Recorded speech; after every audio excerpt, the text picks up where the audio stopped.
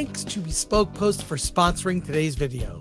Bespoke Post is a monthly membership club that delivers curated boxes of top-notch goods right to your door, tailored to your interests and passion.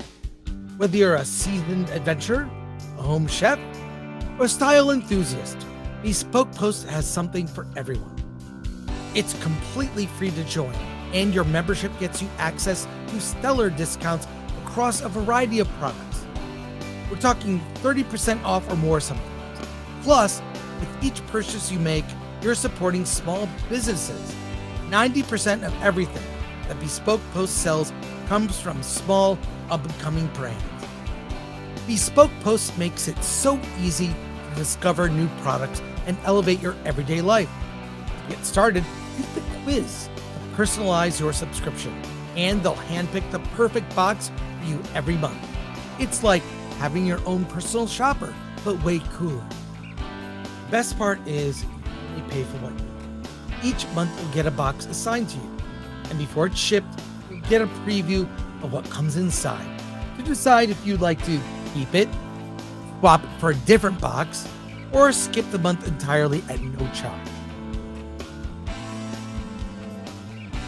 It's here. I got it.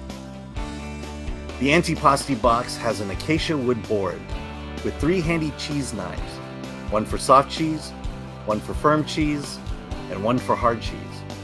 We've also got some delicious Coro Food salami and Blake Hill onion jam to go with it. Perfect for a tasty and classy cheese board. The Nomad box has lightweight packing cubes with durable ripstop nylon and mesh with snag-free zippers.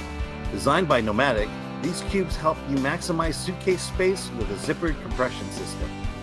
Available in large, medium, and a special shoe cube that fits up to size 12 shoes. Get 20% off your first monthly shipment. Click the link in the description and enter FD20 at checkout, or go to bespokepost.com/FD20.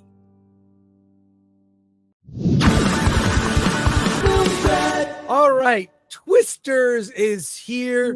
This is it's not a sequel to Twister, the film from the 90s, which was a beloved, dumb disaster movie with Bill Paxton. It is like sort of looked on fondly, right? It was fine. I liked it when I saw it. Didn't really think about it. Didn't think it needed a sequel. It did have cows flying in the air, which is crazy at the time. The special effects were groundbreaking for that era. Mm-hmm. Yeah. And Twisters has literally zero connection to the original. Twisters has no connection to Twister. Well, you don't same antagonist. Let's be real. Yes, same antagonist. But there's really no connection unless there was an Easter egg I missed. But there's no real connection. You don't need to see Twister to watch Twisters. But I saw this movie twice with you, Alan, at a screening on Monday. Then I saw it last night, and I didn't realize there is a fanaticism for this. Mm-hmm. Someone came dressed as a tornado. They had like this swirly outfit. Someone came with inflatable cows. There must have been something organized, but people came they were they're not just to see the movie, but to celebrate the movie. Tell us the story of Twisters, and then we will get into it. Yeah. Because I don't think that I have a suspicion we don't agree on this one. Yes, we don't. Yeah, I'm pretty sure. Yeah, we don't. So years ago, a young teen scientist and her teen scientist gang, the Kate is the leader, played by Daisy Edgar Jones. She's joined by Javi, played by Anthony Ramos. They call themselves Tornado Tamers. Kate has theorized a way to depower a tornado. And today, with cameras and everything, they're going to make their first attempt at depowering a tornado. Now, Kate seems to have kind of a sixth sense when it comes to tornadoes, and that's why she's perfect for this job. So when they try to do their experiment, tragic things happened. I mentioned that she had a team. The reason I'm not going through that team's name, because that team doesn't quite make it. Now shoot forward to today. Kate is working for the Weather Service, and Javi has gotten his hands on some military-grade scanning equipment and thinks that with this scanning equipment, they can get important data on tornadoes and possibly lend insight into Kate's theory of depowering tornadoes. And so the reluctant PTSD-laden Kate decides to go back with Javi and try to get this data. While they're getting the data, they run into Tyler Owens, who is a famous storm chaser. He has developed a truck, as you can see in the poster there, that can drill its way down into the ground, and he can literally bring this truck into the middle of a tornado. And he does various YouTube stunts while doing it. The two hate each other, but will they hate each other for long? And so now let's see. Yeah. So the rest of the film is and the other thing here is tornadoes.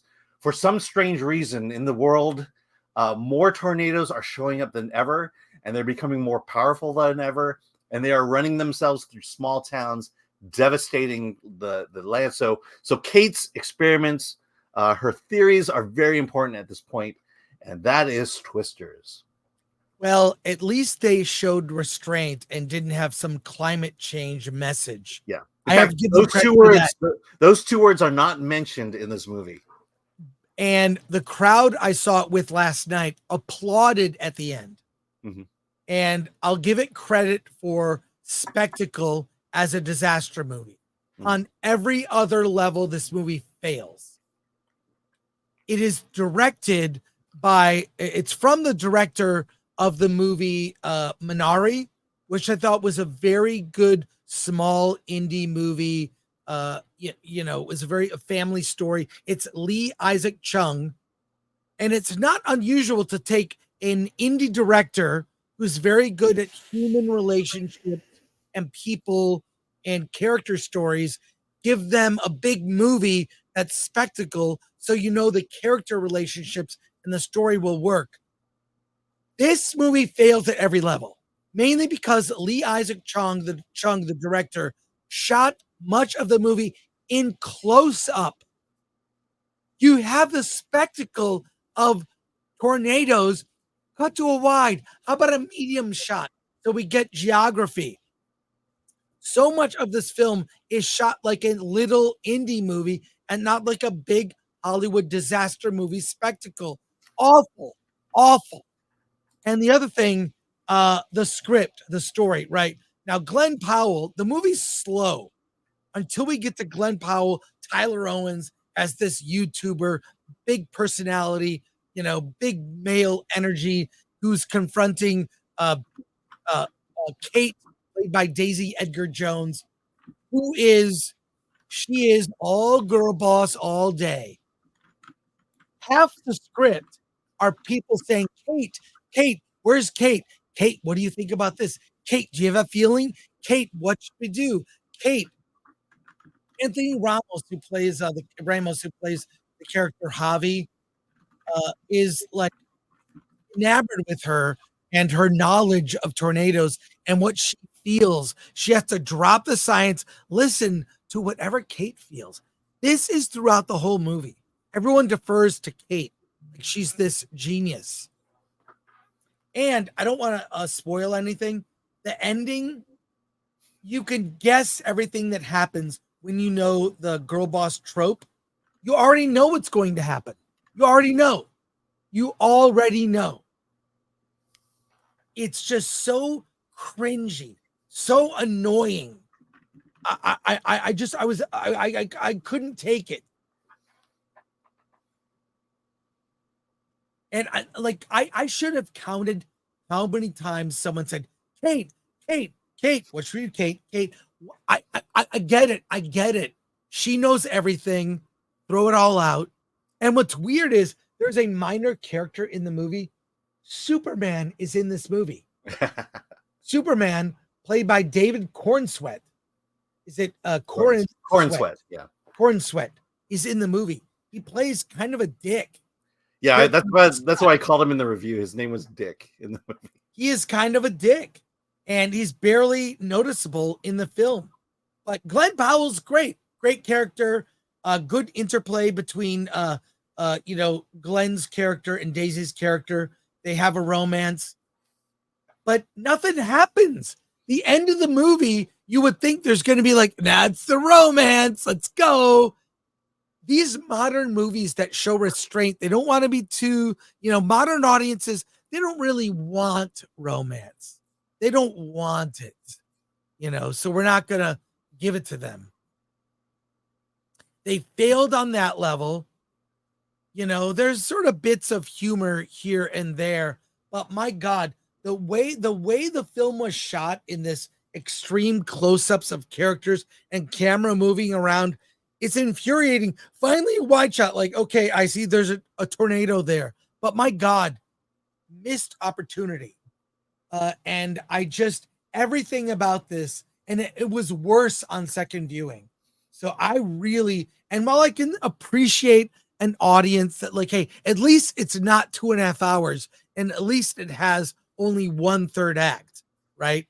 A climax, right? But not like a double. There's 5 tornadoes, whatever. And it doesn't get heavy on climate change messaging. It's not in there, which is good. I mean, maybe in a subtle way, but not really overt or annoying. But on second viewing, it was worse. I couldn't stand it. And I can't recommend this film. 4 out of 10, maybe 3 or 4 out of 10 from me. Alan, what did you think? Yeah, let me address some of the things you said. Lee Isaac Chung, you mentioned him. You didn't like what he did. Stop Asian hate. 2. So you talk about wide shots, the lack of wide shots. What did you think of the wide shots in Jaws? There were some wide shots establishing of the shark attacking the. Wait, there was geography. I knew where people were, and in this, it just was jumbled. I'm just saying when the shark attacked, there were no wide shots, and it was still threatening. Okay, so here I'll say this. It gets a bare recommendation from me. And I'll tell you why. It's just a roller coaster disaster film ride. If you want science, you're not going to find it here. If you want people dying, you want people running, you want people screaming, you want thrills, you have that in this movie. And I think that becomes a matter of taste at this point. You mentioned that your crowd, applauded after the movie. I mean, that's what they do after a roller coaster ride is over. They applaud. Right. It's roller coaster. It's a theme park ride when it's good. And when it's not good, it's a small indie movie. Well, you need those moments where you're not constantly going up and down. You got those straight moments to rest. To some degree, I use my daughter as a barometer. The only reason she was willing to see this movie was because of where the screening was, which was at Universal Studios. And so she had zero expectations. She did not want to see this movie. She came out. She said it was definitely one of her top movies of the year so far. Granted, she hasn't seen a whole lot, but that says a lot to her. She had fun. She had fun with it, and I think that's ultimately what this movie is. It's roller coaster disaster fun, and the moment you take it beyond that, you can certainly find the nitpicks and start hating the movie. But hey, they're trying to make Glenn Powell a star. I think this is a good movie for him to reach that next step. I do like Daisy Edgar Jones. We saw her in Where the Crawdads Sing. Yeah. She's very good. She's very good. Look, is she a girl boss? Well, at least they established from the opening moments of the movie that she had legit science cred. At least they did that. She didn't just appear to have all this knowledge of how to do things. She didn't all of a sudden know how to drive Owen's car or Tyler's car. She was in there. She saw him do things. At least they tried to mitigate things like that. Again, if this had been a heavy-handed climate change movie, I would definitely have a different opinion of this movie. But they didn't go that way. You talk about the romance. All I just say is you must have left early from the very end of the movie in terms of romance, because No, you know, I saw that's how that. you put it. I saw it. No, but to say that there wasn't any, or they didn't go far enough, I mean, you have that ending, which I won't reveal here. So look, I get it. I get the fact that, you know, we get to this point sometimes with big Hollywood films of we're just gonna nitpick it to death and let one bad thing just kind of just snowball. This one, if you just, yeah, I mean, you literally, if you just unplug your brain, go in for the ride, I think you're gonna have a fun time with it. When this is out on digital, I want to see a supercut of everyone every time someone says Kate. Mm-hmm.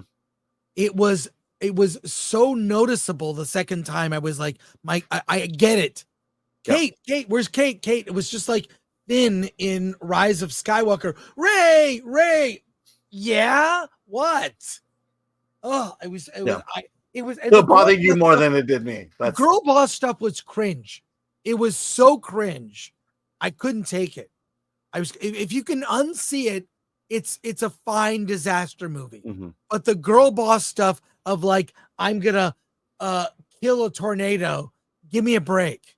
Yeah, but okay, so I think you bring up something important. I think this movie appeals to women. You know, we talked about it. Like, horror films appeal to women. More women will be the majority ticket buyers for Twisters. Women will be the ones dragging their boyfriends to Twisters. You know, and you have this horror element, this disaster element. You have a woman in danger, and then you have Glenn Powell to add on top of that. This is a film for women. Wow, really? You're just gonna cut out like that? Did he? I'm pretty sure it's just okay. Yeah, I just want to make sure it's technical in nature. But yeah, that's kind of how I see it. So let's go to your comments. Oh, here we go. Sorry, Alan. All right. Well, we disagree. I say don't see it. 3 or 4. And I give it a bare recommendation. Which is what, a 6? Yeah.